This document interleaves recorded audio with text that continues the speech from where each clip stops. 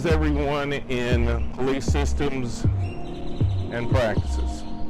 This week we're in week 9, which covers chapters 9 and 10. Now these are very interesting subjects covered in both chapters. Serious subjects indeed. Look, I hope that you appreciate the video content in this presentation. That's the important part. Today, the Dallas Police Department arrested Officer Brian Reiser, badge number 9586, and charged him with 2 counts of capital murder. This criminal investigation dates back to 2017 with the death of 2 unrelated murder victims.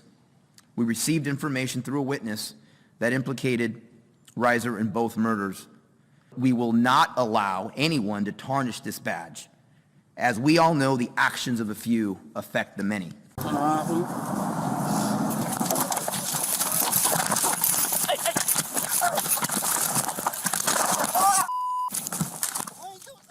Newly released police body cam video shows how quickly an investigation into an illegally parked car turned violent. That's an officer after an officer shot a man in the leg, and tonight the police chief says he has concerns about how it all unfolded.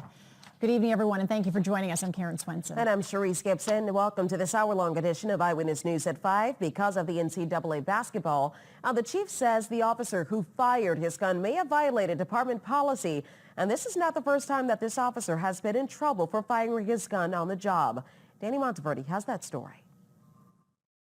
In this body cam video, which the NOPD released Friday, you see Officer Isaiah Shannon walk up to the car with his gun already out, behind his back. Shannon and his partner, Officer Marcus Caldwell, stopped to investigate a car parked illegally at Warner Drive and Chef Highway about 9:30 a.m. on March 10th. Listen, you like to park on the wrong side of the road. Shannon asks the passenger if he and the driver have been smoking. I mean, I smell the weed, bro. I'm just asking. It's a ticket nowadays, bro. Shannon and Caldwell ask the men to get out of the car. Step out real quick. And things escalate quickly. Turn around, please. The passenger sprints away. Officer Shannon chases him. It ends in 6 seconds. The passenger is on the ground with a gunshot wound to his leg. Now the NOPD is investigating the shooting, and Police Chief Sean Ferguson says the way it started could be a problem. Should Officer Shannon have stepped out of the vehicle already holding the gun? That is a part of our investigation. As I've said before, I have some concerns on some possible administrative violations, but that is something that we're looking at.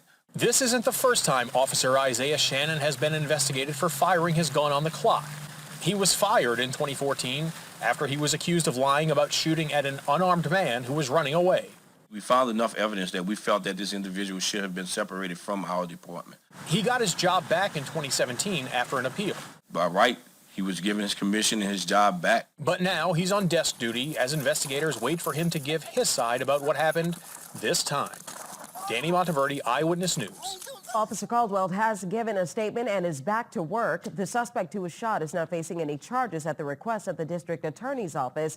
Meanwhile, the attorney for Officer Shannon declined to comment since this is still an open investigation. Good afternoon, I'm Brad Edwards. It's stunning video. The CBS 2 investigators first uncovered months ago. The officer who sounded the alarm about what he calls a cover-up was arrested today. CBS 2 investigator Dave Savini joins us now live in Yorkville. Dave, you talked with the sergeant moments ago. Yeah, I just spoke to him, Brad, and he told me he'd do it all over again. Even though he's been charged with 2 counts of official misconduct, he says he'd do it for Eric Lurry's family and for justice. Joliet Police Sergeant Javier Escueda walked out of the Kendall County Jail this afternoon.